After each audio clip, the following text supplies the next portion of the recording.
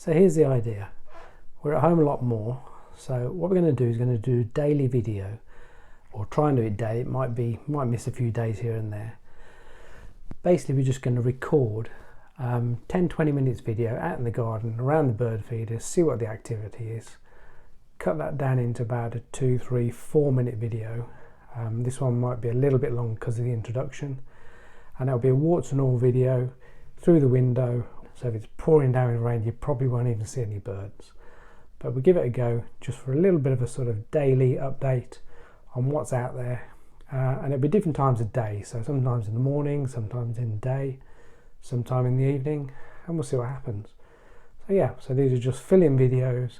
Main videos will still come out hopefully once a week. Of a weekend I really aim to get those out. So these will just be daily fill-in videos just for a bit of fun. So let's see what we can get. The first video today, we shot around lunchtime, so let's see what's around.